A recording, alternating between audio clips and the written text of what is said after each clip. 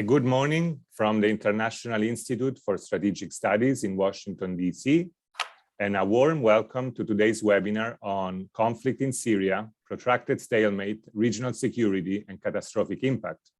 My name is Benjamin Petrini. I'm a research fellow in the Conflict, Security, and Development Program here at the Institute, a research program that monitors armed conflicts and domestic instability at the global level and analyzes the implications on countries' development and peace trajectories on international security. Our team curates the Institute yearly flagship publication on armed conflict survey. The 2021 volume was recently launched and it features a dedicated analysis on the Syria's conflict. So I encourage you to go on our website and get more details. Today's session on the conflict in Syria is the third one of our webinar series called Conflict Briefings. This series is meant to give our practitioners and expert audience a clear, structured, and comprehensive information about armed conflicts. Every 2 months, we convene a webinar on a specific armed conflict. And with the help of country and regional experts, we focus on 3 key aspects: the conflict dynamics, the security and the geopolitical implications, and the outlook for peace. So on to Syria. The civil war in Syria has entered its second decade in 2021, and we are all aware of the devastating effect that the conflict has exercised on Syrian people, its infrastructure, its economy, and the social fabric of the country, as the war has been described as the most destructive since World War II. Before introducing our distinguished panelists, I want to briefly set the stage and recap where the conflict stands today. 1, a ceasefire is in place since March 2020, when Turkey and Russia secured a truce that halted the Syrian regime offensive against the last opposition stronghold in Idlib, in northwestern Syria. This situation is, however, very volatile. Although major war events have not taken place, there have been breaches to the ceasefire that occur frequently, and violence is pervasive in other parts of the country. Number 2, can the map be put up, please? The country is de facto partitioned, as you can see from this map from our Syria chapter in the Armed Conflict Survey 2021. The Syria regime controls 70% of the country today, although its power and its security is highly fragmented. Then there is the northwest area of Idlib that I just mentioned, the northeast, which features a very complex status quo and the intervention of foreign powers, and the southern province of Dera, which witnessed protest and even armed rebellion in 2020 and has high volatility. We will hear from one of our speakers about the political and economic dynamics in each of these 4 areas of influence. Number 3, from a regional security perspective, the conflict is unmistakably a proxy war and a key theater for the foreign policy ambitions of international and regional state actors who compete for goals that are beyond Syria. As usual, regional volatility is high, particularly now with Lebanon's virtual collapse. And my last point, we will hear about some of the responses and the conflict outlook, including the UN-sponsored Constitutional Committee, which is struggling to advance. In parallel, the Assad's regime seeking normalization, and is today's news of the meeting between Assad and the UAE foreign minister. And from a humanitarian perspective, we will also hear about early recovery interventions. So we have 3 excellent speakers today who will help us to make sense of this complexity. I have the pleasure to welcome and to introduce in order of appearance, Dr. Karam Shar, who is an economist by training. He works as an independent consultant on Syria and is the research director of the Operations and Policy Center. Karam is also a non-resident scholar at the Middle East Institute. Prior to that, he served at the Reserve Bank of New Zealand and at the New Zealand Treasury. Karam is frequently featured in international media, including the New York Times, CNN, Foreign Policy, Financial Times, BBC, etc. We have then our own Emil Hokayem from the Institute, who is a senior fellow for Middle East security. He specializes in the political and conflict analysis, including the wars in Syria, Iraq, and Yemen, relations between Iran and its Arab neighbors, the rise of non-state actors, include jihadi groups and Hezbollah, national security and defense policy in the Arab states, and the interest and involvement of external actors in the Middle East. Jomana Kaddour is a resident senior fellow with the Rafiq Hariri Center and Middle East programs at the Atlantic Council in Washington, D.C., where she leads the Syria portfolio. She's currently a member of the UN-facilitated Syrian Constitutional Committee as part of the civil society group, and she's also involved in supporting humanitarian relief in the country as one of the founders of Syria Relief and Development, a humanitarian organization working in northwest Syria that has implemented over $100 million worth of aid. Now, before we start, just some quick logistics that I'm sure everyone is familiar with at this point. We will have a round of remarks by speakers for around 7 minutes each, followed by some questions and a debate and some questions from the audience. There are the usual 2 ways to ask questions. You can either use the raise your hand function in Zoom at any moment and be put in line to ask your question directly when the time comes, or you can type your question in the Q&A box and on your screen, and I will relate your question. Now I will give the floor to Dr. Karam Shar, who will give us an overview of the main conflict dynamics and focusing on the political and the economic realities in the 4 conflict-affected areas in the country.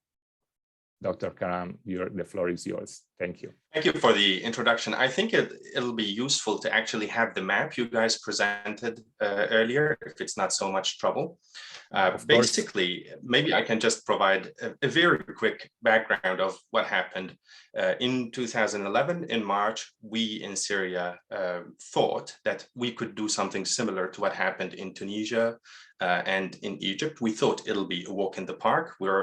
I remember organizing protests with my friends, and we were all arguing that the regime will not be as violent as it was in the 80s when Hafez al-Assad was in power, because those are different times, and we were completely wrong. The regime was extremely violent, and the toll of war has been phenomenal. You can say somehow half of the country are now displaced, be it internally or in other countries. Nearly 500,000 deaths. Over 90% of the population live below the poverty line. 150,000 people who are forcibly disappeared, predominantly by the Syrian regime, and that's according to the Syrian Network for Human Rights. And the economic cost has also been very, very high.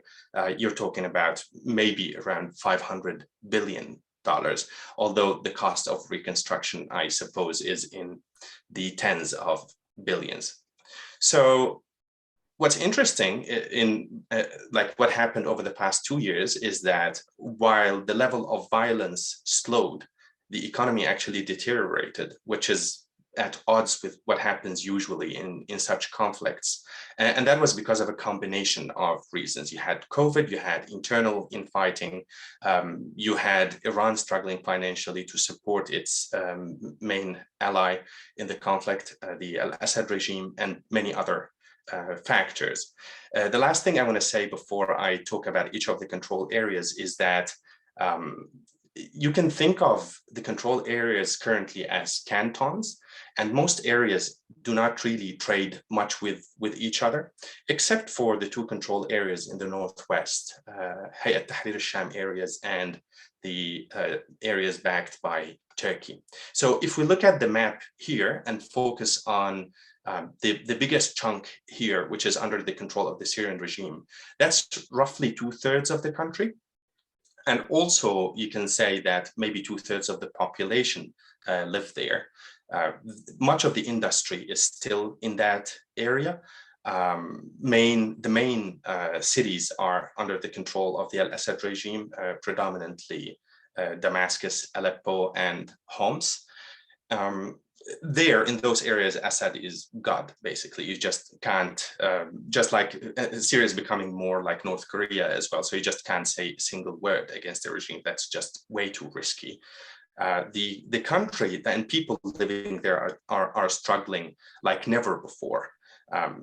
For example, if you think of electricity supply, for state electricity supply, it's currently, according to official figures, it's actually 15% of what it was in 2010. We conducted surveys in Damascus at the Operations and Policy Center, and only 10% of Damascenes said that they actually think they will be able to get enough mazot, enough diesel to heat their houses for the 2020-2021 winter. Only 10% thought they could meet more than half of their needs.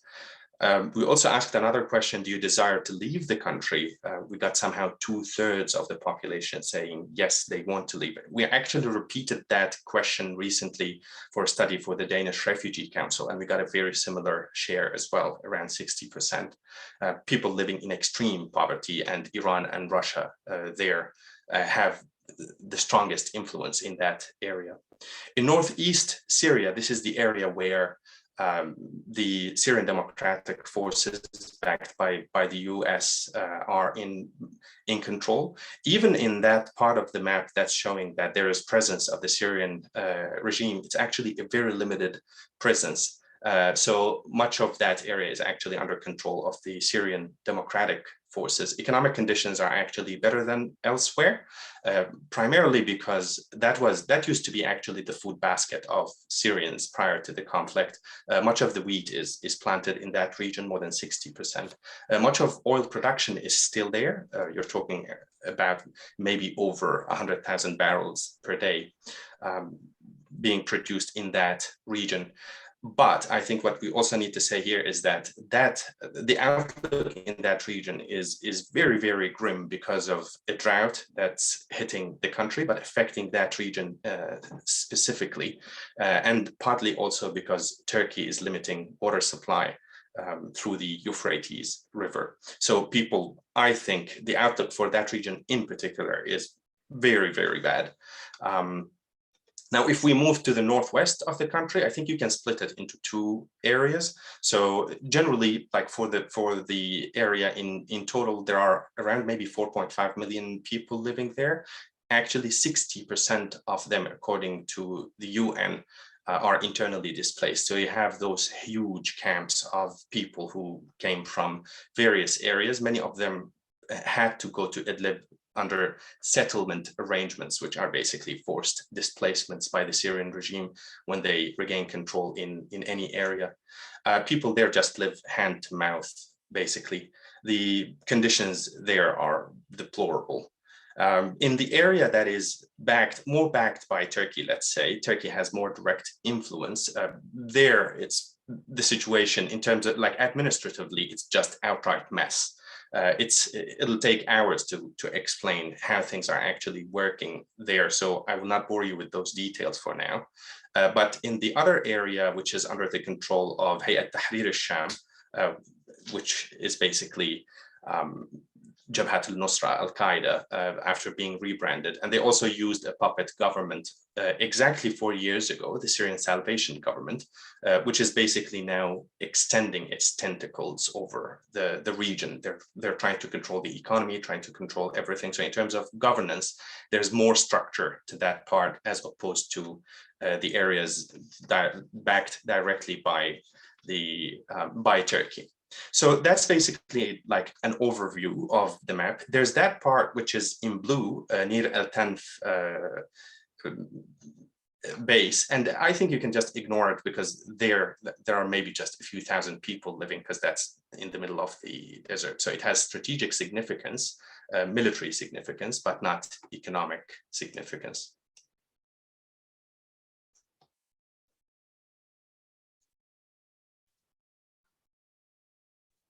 Thank you very much.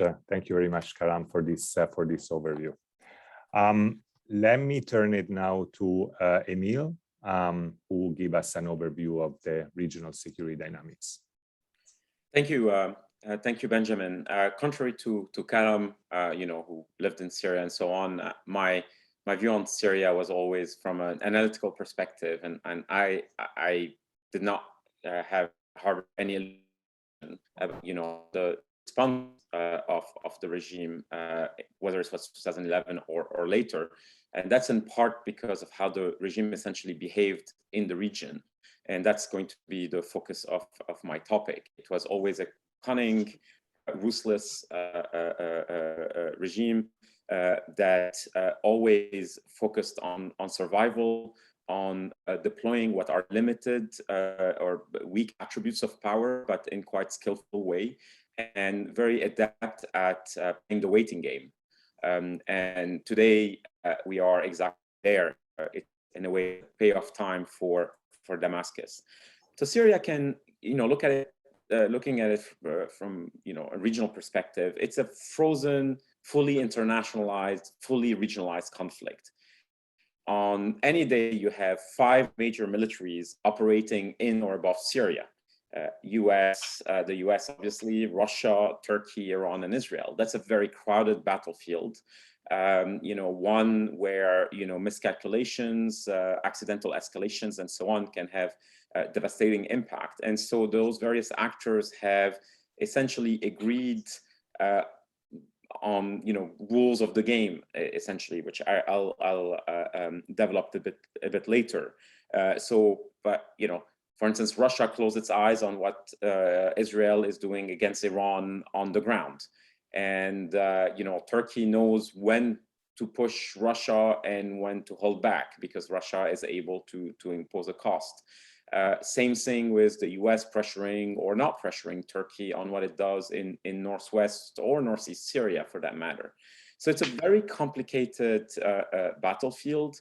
And the rivalry has changed significantly since, I would say, 2015, 2016. Prior to that, I would say the real dividing line was the Gulf states and Turkey against Iran in a way. That changed recently. So, Karam, when he very ably described the map, what he also did, it was to describe essentially zones of influence for a number of actors, right? Turkey is very powerful in the northwest and parts of the northeast. The US is in the north, is very powerful in the northwest and parts of the northeast. Yes, the US is present in the northeast. Russia and Iran are essentially have divided or have zones of influence within regime areas. Israel doesn't have a zone of influence. It occupies the Golan Heights basically, but it also has in a way air superiority because, well, the Russians can't really push back. They don't want to. The Syrians and the Iranians don't have the ability to push the Israelis out. So that's from a military perspective. Now, from a regional perspective, the Gulf Iran dimension really peaked between 2013 and 2016. And essentially after the Russian/Iranian intervention and successes in Aleppo and elsewhere, essentially the Gulf states retreated. They didn't have a geographical entry point. Their main partners on the ground had been defeated. They had suffered a political and reputational cost. They saw Russia as very involved on the battlefield, and the US not willing to match or outmatch Russia. So essentially, they figure out they don't have a way to really influence from a coercive perspective what's happening. Now, the Gulf Turkey one axis is and competition is still ongoing. I would say it peaked in 2019 to 2020, especially with the offensive on Idlib at the time and so on. But I would argue that the Turkey-UAE rivalry is still a potent driver of events there. Now, and these two rivalries, the Saudi versus Iran and the UAE versus Turkey one, really are at the heart of a lot of the diplomatic games that we see at present. Now, if you take a step back, what's happening in the region is that there is revolution and conflict fatigue, essentially. that people don't want to put their troops or even their money into what are costly conflicts and where there's no decisive outcome, right? So there's that frustration that's very. So they're looking at new ways and non-coercive ways of projecting influence, and talk about this in a second. There's another element as well, which is an element of authoritarian solidarity. Across the region, there's among ruling elites a sense that, we lived under this illusion of political change and geopolitical competition and so on in the past, but we need to put a lid on that turmoil. And there you will meet a lot of elites, especially in the Gulf, who basically say it was a mistake to get involved in Syria in 2011. You also have two US administrations, three if you count the Obama one, who basically are turning their back on conflict management in the region. I mean, the US today is not focused on gaining in Syria. It's really about managing on the margins. Jumana is in DC, so she can tell us if that's also her sense on that. But there's no, desire to win or to score something decisive. And there is a requirement to adapt to Russia's resurgence. Russia is not this giant. Russia doesn't engage in economic stabilization and humanitarian assistance, and is not trying to, build this political framework for the future of Syria. But it can still shape and constrain the behavior of various actors, and it can, as I mentioned earlier, in the case of Israel, close its eyes on what others are doing. And very importantly, Russia is a kind of country that always gives hope to others that Russia, can manage the Iranian presence in Syria. I think that's an illusion, but it's only one that a number of countries, including the US and Arab states, are willing to fall for. So when you look at the main regional actors here, where are we? I mean, Turkey is still primarily focused on containing Kurdish aspirations, and every day we wake up and we wonder, is there going to be another Turkish campaign against the SDF and the YPG, the main Kurdish militia in northeast Syria? And I think that's in the cards, but this US administration won't allow it, and that would precipitate a real crisis in US-Turkish relations. The Turks are also in a very uncomfortable relationship with Russia. Competition, cooperation. I don't think there's real trust, but there's still a sense, shared between the two, that the US is an annoying power, and so they will cooperate. And there are other reasons why Turkey is turning to Russia, including arm deals and other things. Ankara is increasingly concerned as well about the Iranian spreading influence. That's always on their mind, and they're really struggling to put together, militias that compare in potency and lethality with Iranian-backed militias inside Syria. And finally, Turkey is quite concerned about Saudi, but more importantly, UAE investment in Syria, political and so on. You just mentioned the visit of the UAE foreign minister, which I think was motivated to a large extent by that.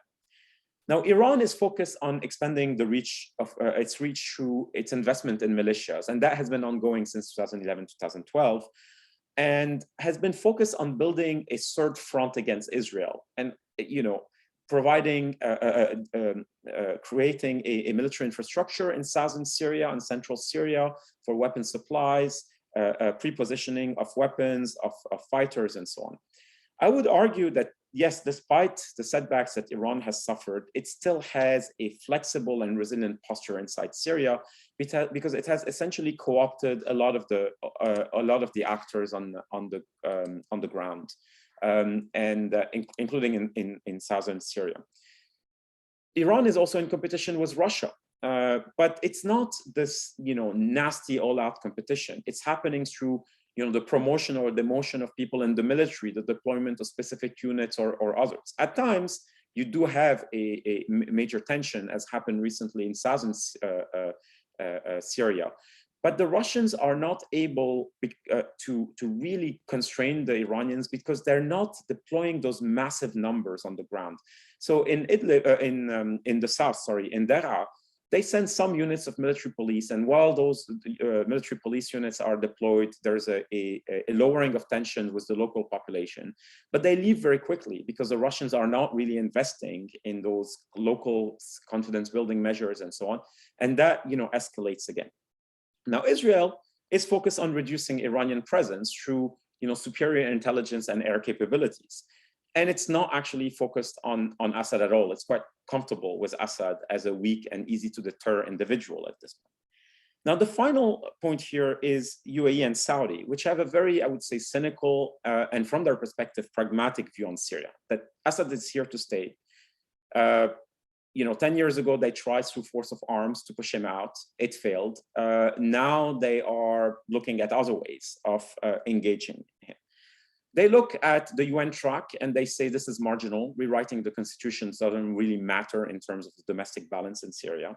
They look at the US that's disengaged, and at most I would describe the US position as having a yellow light on the rehabilitation of Assad. It's not a green light, but it's not a red light either. So this absence of US policy has a huge impact. And they're really worried about not having a seat at the table, seeing Iran and Turkey quite dominant on that. I won't touch about Lebanon and Jordan because I'm suspect that there will be a lot of those questions in the Q&A. But let me just end by saying that the Arab re-engagement of Assad, which is ongoing, also carries low expectations in terms of returns. It's not focused on the issues that we as conflict analysts care about. Prisoners, refugees, political reconciliation, IDPs, stabilization, reconciliation. It's none of that. And it's not even about the geopolitics. I think it's first and foremost about ending a chapter of turmoil in the region on what some of us would consider very unsatisfactory terms. But that's what it is about. Thank you. Thank you very much, Shamil. I will turn it to Jomana to give us an overview of some of the responses. Jomana, the floor is yours. Thank you. The responses, sorry. What do you mean by responses? Just to make sure I'm Yeah, no, the responses in terms of early recovery, of aid, okay, of some of the experiences that you've been involved in. Sure. No, thank you. I just wanted to make sure I covered exactly what you had in mind. So obviously, thank you for having me, and it's great to follow up to great experts whom I look to, for guidance as well on Syria and the region at large. I mean, just following up on what Karam and Emil have said, I think everything that will come out of Syria for the foreseeable future is going to be unsatisfying for anyone who has tried to shape a more positive outcome, more sustainable positive outcome, I think, within Syria. On the humanitarian side, I think it's no small disaster that, getting aid to at least 4 million Syrians is constantly an activity that we have to be engaged in every summer.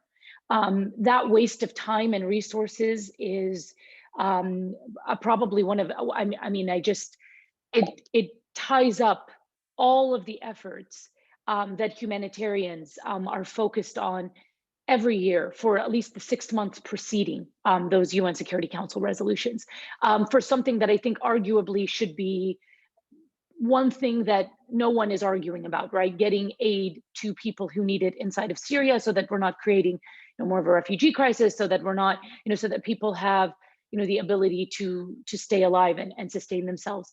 With the Northeast really watching what has happened in the Northeast in terms of being cut off from UN aid in any sustainable way and being highly dependent on Damascus, also I think sets a picture that will not be pretty if UN Security Council resolution is not renewed every July. So it's become now this example of like, we have to spend 6 months of our resources focused just on that one cross-border aid mechanism so that we don't end up like Northeast Syria. And keep in mind, between North Syria at large, you have almost 8 million, 7 to 8 million people that are reliant, as Karim gave us statistics, that are completely reliant on that aid to survive. I think there's one, despite some of the criticisms, I think the most recent UN Security Council resolution that allowed for early recovery aid can be spun positively. I think that there were a lot of people who were upset about the early recovery exception. My argument has been, if they want to restore, if they actually will restore hospitals, schools, etc., then let them do it throughout all of Syria. Let them dedicate some of those resources to northeast and northwest Syria, in addition to government-held areas.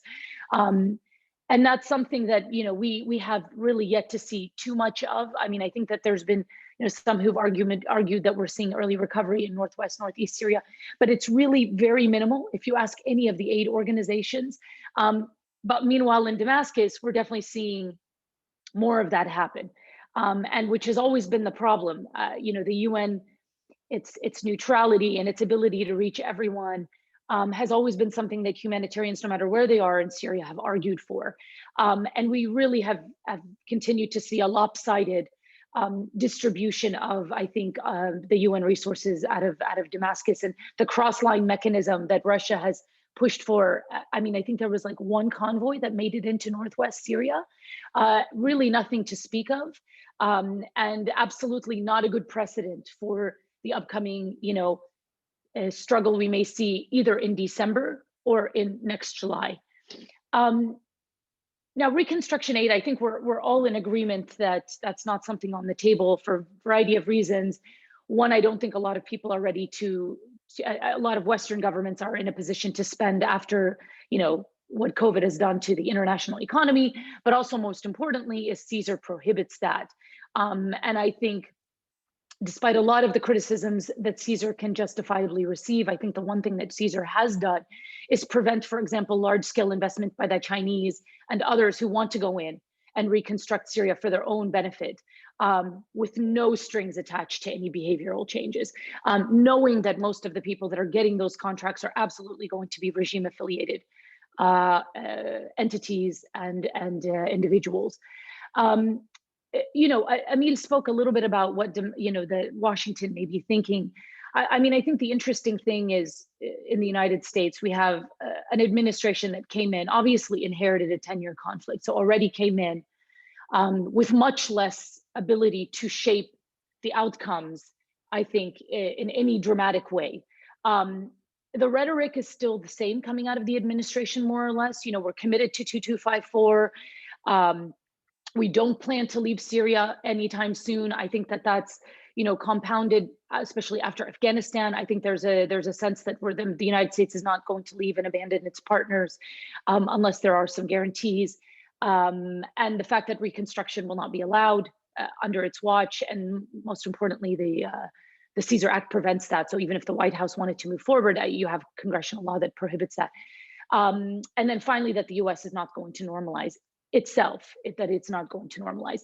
But I think what is not stated is what the US might tolerate from others, right? And now finally we've seen statements from the White House, not formal statements from the White House, but senior officials who are saying, we're not going to normalize, but if anyone else wants to give this a go and try to see what they can extract from the regime, they're welcome to do that. And that is, I think, the most dramatic difference from the Trump administration that we've seen. I agree with Emil that I do not think this is going to lead to any, favorable democracy or human rights related concessions from the regime. One, you are dealing with a region that is not, known for its democracy and upholding human rights. So I am not expecting them to impose those and attach those as, as strings to the Assad regime itself. But two, I think everyone is trying to be as pragmatic as possible in terms of asking Assad for things that he may have more of an appetite for, which arguably is incredibly limited at this point and minimal. So I'll stop there. I know we have a lot of questions, and I'm sure we'll get into more of those. Thank you very much, Jomana, for these remarks, and thank you all. I think a first question in hearing your different perspectives, and obviously your different your different a perspective from where the conflict is heading. So we all agree a formal political settlement is not in sight, and there may be these pragmatic agreements or these pragmatic deals to move the situation to a more stable, to stabilization, to either return or of displaced people, and addressing the humanitarian concerns and the reconstruction, etc. But if we need to, talking really about conflict resolution, what is the position of the domestic actors inside the country? We have heard about the partition and these areas and how partitioned they are. How do the positions of domestic actors align or not with the positions of the regional and the international actors? And I'll ask Karam first, but also I'd like to hear from others. Yeah, I mean, I think that this is a great question. And I also suspect others also would agree that most military actors in Syria do not have a full control over what they can and can't do. In fact, I would say maybe the ones who have most autonomy might be actually the SDF, the Syrian Democratic Forces, but obviously not the regime, not those backed by Turkey. I mean, those can't even breathe without Turkey giving them orders. And so I think now you have this strong connection between local actors and international backers to a point where they're just somehow outright proxies. They just can't decide what they want to do. They have to get the decision from someone else. When I'm talking about the SDF having the highest level of independence, I think even the SDF still can't do anything serious without consulting with their Western backers, without even dealing with Russia, which takes a very pragmatic position with them. Yeah, so I think some of them might want to have autonomy, say in SDF areas, but that's also not clear to anyone.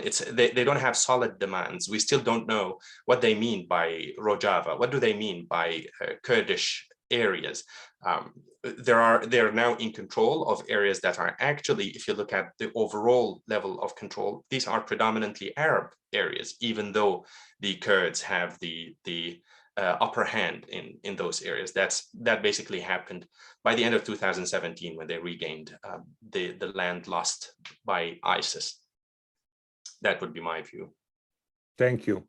Jomana, what's your view on this connection between the domestic actors and the regional international aspects on conflict? Well, I mean, I can speak just briefly from my experience on the Constitutional Committee, right? Is that you have, and that's the first, I mean, despite the many criticisms that the UN Constitutional Committee receives, I mean, there's one element of it that is valuable that I wish had happened many years ago, which is it's the first process that brought regime and opposition figures in one process where they had to look at each other, and also integrated a civil society element. And you know, the reason I bring up this process is because, you know, in dealing with, although I'm on the civil society group, so it's in the middle third, there remains a feeling of we have absolutely won from the government side, and that we get to dictate the terms of how this will happen. And the reality is on the ground, their side has militarily, you know, do control most of Syria, even though a good chunk of Syrians live outside of those areas. But it is not a spirit of compromise or, you know, let's find a middle way to which we can slowly integrate some of these people and some of these people living outside and try to rebuild. And so I think that is where, you know, in the Western countries and regional countries, but especially the Western countries, are scrambling to try to find sort of a middle way, some kind of a reconciliation agreement that can at least stabilize the country from within. And that is absolutely not the spirit you're seeing from the side of the regime and its affiliates. And unfortunately, then you have an opposition that is also demanding way more than it can actually deliver. I mean, because it does not have that clout on the ground. And so it's not, I think both sides are really sort of speaking in their own reality. And meanwhile, you know, everyone is trying to find ways to merge them. But if the two parties and the two actors don't see even, you know, things that there might be actual compromises on, so giving up things in exchange for others, I really am going to find it hard to see that this process will lead to this particular process leading, you know, or adding to sort of finding a political solution to the Syrian conflict. Thank you. Emil, your take? Just a couple of points. I mean, first on the constitutional process, Jumana, you're right. You know, it would have been great if Syrians of all sides could have talked earlier, but the regime would not have allowed it until it was certain of its victory, right? And so that process could only happen after essentially the military defeat of the other side. The second point, I mean, just a reflection on, you know, probably the sentence I hate the most in my career as a conflict analyst, the mantra that there is no military solution. There was a military solution. You can all these dynamics and this reshaping of the behaviors and the priorities and the interests of the regional parties and so on. All that happened because of a military reality on the battlefield that essentially shaped everything else. So with all due respect to John Kerry and many other European and other UN officials and so on, ultimately what matters is what happens on the battlefield. And we are in that very difficult spot in Syria today because there is no way, there's no military stalemate in a way to create, there's no way of forcing one side to give up something else, right? And the third point I wanted to make had to do with essentially the regime's victory. I certainly see, you know, Assad is victorious in all that because his first interest was to survive.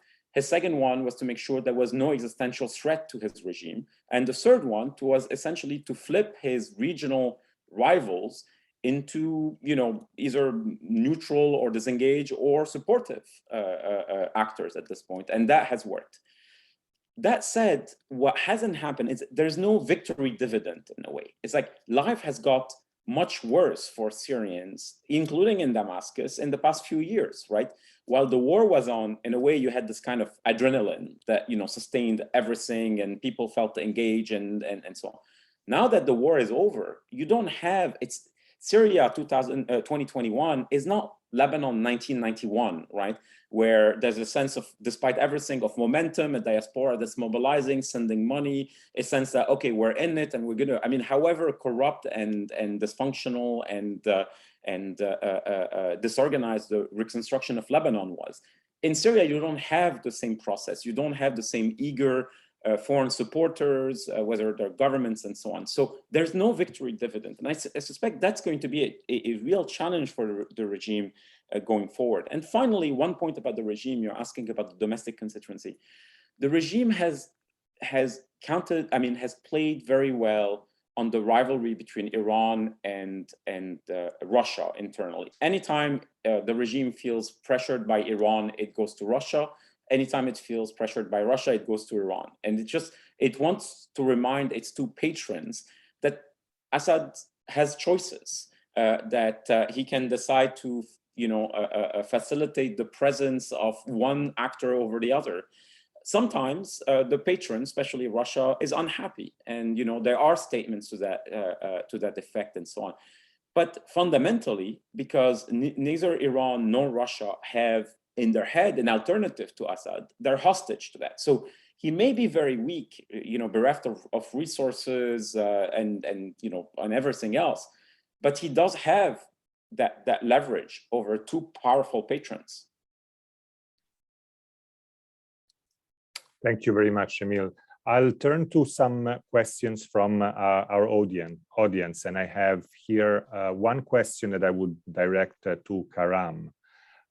Is there any real prospect of a Syrian nation state other than cantons occupied by a galaxy of interest? A question from David Page. That's very difficult to answer. Well, I worked, when I was with the New Zealand Treasury, I worked in the forecasting team. And all I could tell you is that we humans are terrible at forecasting. It's so difficult to actually understand what's going to happen because you have all of these factors at play. So I can now just sit and tell you about maybe 10 plausible scenarios of how this is going to develop. So in short, I really don't know how to answer this question. And I can't even have, even attach probabilities to that happening. Will Syria stay one country or will it be partitioned? I just see both happening, but I can't even attach probabilities to each. Okay. A second question that I would direct to Emil from Firdous Hamed. Speaking of regional dynamics, Iran is entrenched in the politics and internal affairs of Syria as they are in Lebanon. Why is it then that certain Arab Gulf states have been eager to normalize relations with the Assad regime while simultaneously severing ties with Beirut? So pointing to the connection between the Syria and the Lebanon. Yeah, I mean, thank you for putting the finger on what is a real strategic dissonance there. In the Arab Gulf, the Saudi, Emirati, Bahraini, whatever position towards that. They're basically going hard on Lebanon because of the dominance of Hezbollah in the political system, the fact that Hezbollah is actively engaged in Yemen, so is therefore a direct enemy of Saudi Arabia on this battlefield. And at the same time, and by the way, cutting political diplomatic ties, suspending economic assistance, etc. Just as Lebanon is facing its gravest crisis ever, I would argue, since its independence, while at the same time re-engaging with Assad. I mean, the Saudis are not there yet, but I suspect that the debate in Riyadh is quite intense. There are those who don't want to re-engage and still feel tied to the legacy of King Abdullah, that they tried that path over and over again, they don't want to go there. And others who say, you know what, Syria is a war we inherited. It distracted us. We spent a lot of money. We won nothing. Our reputation was hurt. We were accused of supporting ISIS. I'm certainly not saying that was the case, but certainly in the very amateurish debate out there were accusations like these. And so, they look at Lebanon as this dysfunctional polity where even those that were closest to the Gulf states under-delivered, disappointed, betrayed, or whatever. And so, they're not really concerned about that. Whereas in case of Syria, it goes back to, dealing with other authoritarians. It's a top-down system. There is one guy who calls the shots. It's as long as that person doesn't pose a direct existential threat to you, however much you dislike him or have disliked him or fought him, you can still, have a conversation. But let me be clear about one thing. I think Gulf, but also Jordanian and other expectations about the re-engagement of Assad, they're quite low. They don't expect massive returns. That's in part because of what Jumana said. They don't have massive asks from the regime either. It's not that they're rushing to invest massively and they see this, Syrian resources as immense and they're going to go in and they're going to get rich, or that Assad himself is a geopolitical player. That's not the game in town. It's much more realistic, cynical. You can argue precisely because of this that they shouldn't do that because they are undercutting, other regional partners who are closer to Syria and may want to push their interests one way or another. But that's a different discussion. Thank you, Emil.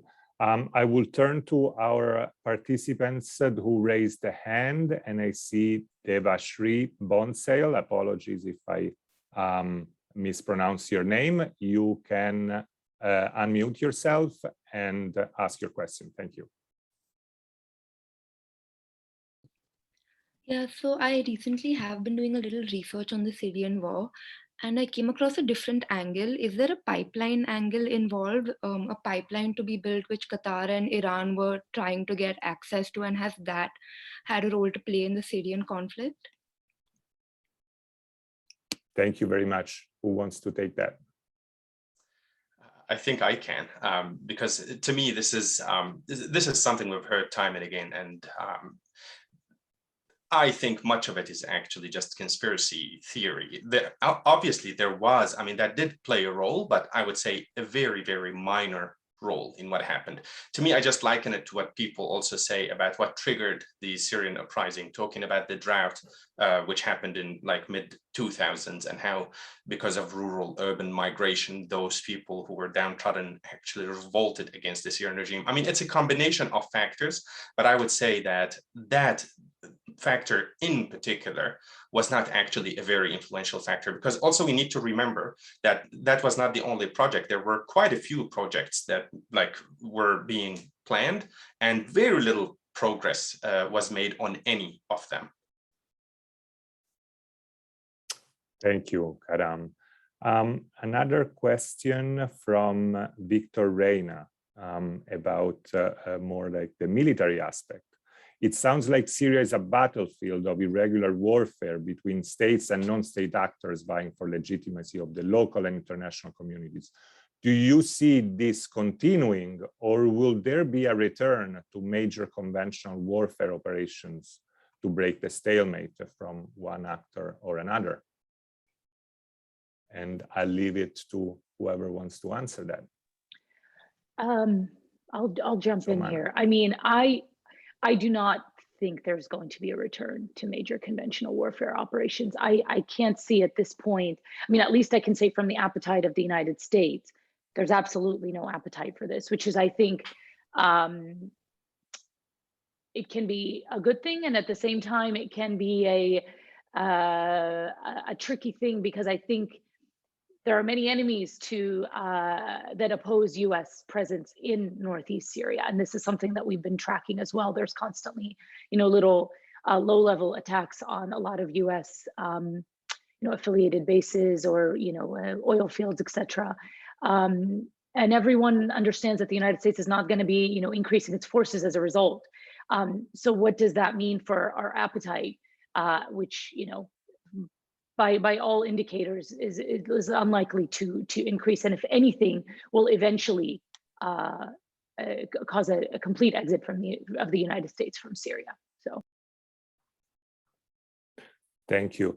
Now, Jomana, you mentioned the constitutional process, and I'm wondering, given the stalemate, obviously, that there is on the domestic front and on the regional and international one, are there other issues where the different stakeholders can sort of find a common terrain on which to talk about, which could be reconstruction, could be displacement, it could be security? And so are there specific issues that we can think of where actors could find common ground for advancing some sort of deal or agreement in the short or near term? So I think that what makes this complicated is that, I mean, there's been many studies on this, right? If constitutional processes should be separate from peace agreements, or if they should be considered, should be done together. In the Bosnia context, it was all in one, right? Dayton was a document that had everything in it. And then you have Iraq, that was an invasion, and then immediately followed by a constitutional process, and neither one of which I think we can say was a success story.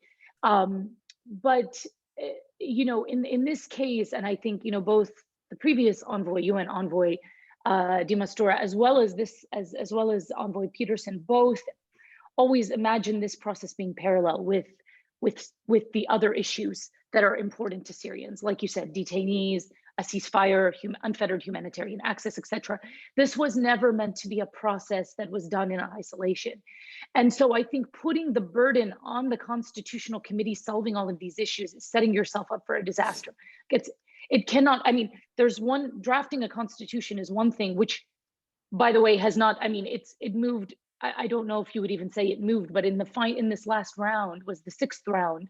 It was the first time that text was even contemplated, and of course, no agreement was found on any of the text subjects that were proposed. It was, for example, terrorism, security. The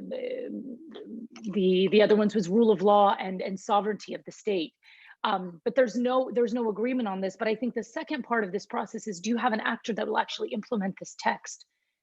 No one believes that we have an actor that will actually implement this text in Syria, which is what makes this, at times, this process completely frustrating.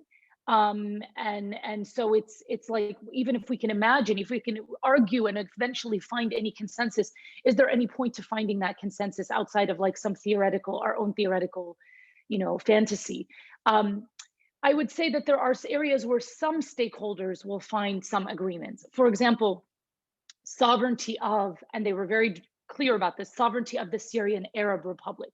So when you find, there are definitely some consensus among the regime and some of the opposition that's closer to Turkey, for example, to maintain the word Arab in there, right? So you can find some cross sections in both sides that would agree to that. And then, of course, in order to ensure that the Kurds don't have any, illusions that their interests or their full interests are going to be entertained. Then you have the issue of the religion of the state, right? And there are some, there you also find some agreements between the more religious aspects of the opposition who want to maintain, that Islam and the president, etc., should be Muslim, as well as some of the members of the regime who don't want to. They don't want to see any changes. They really want to keep 2012 as much as possible. And so you find some areas where there might be some consensus, but these are really, at the end of the day, to me, these are still marginal issues that do not go to the heart of the conflict. And so it's great to find some compromises among cross sections of Syrian society, but will this actually advance the cause of a at least somewhat stable, just situation in Syria? As of yet, I don't think we've seen indicators that show that that's what we're working towards, or that's what we're seeing, or we'll eventually see. Thank you, Jomana. This is actually a link with a final question from our audience. Is there still something that we can call a Syrian national identity, and what should be in there? And with that, some final thoughts from Karam and then Emil before we close it. I would just say, if you ask most Syrians, they would still actually identify as Syrians in the first place. And there has been also some surveys done by the day after on people's preferences about the constitution. And I would say the vast majority of Syrians still say that they consider themselves as Syrians before anything else, including Kurds. Now, what this actually means in practice, what it means when we start talking about taxes, when we start talking about how who gets what of resources, if it's a confederation, then under what settings, if you start talking about those things, then some people might actually say, no, maybe I want to be called the state of Aleppo, as I was under the French mandate, or the Alawite state, and so on. But for the time being, I would say this is what most Syrians still prefer, but that's anecdotal. Emil, to you. Well, I'm the Lebanese on the panel, not the Syrian, but I can relate to what Karam said. Even at the height of the Lebanese war, all the Lebanese referred to themselves as Syrian, as Lebanese, not Syrian during the war. As Lebanese, they flew the same flag, they all listened to Fayrouz, they all sang the same songs to the kids, and so on. But ultimately, relations between individuals, sectarian groups, and so on remained extremely tense. And 30 years after the Lebanon war is over, that's still the case. So I agree that there is a sense of belonging, appartenance that is important to note, but it doesn't solve anything. That's the reality where we are, actually.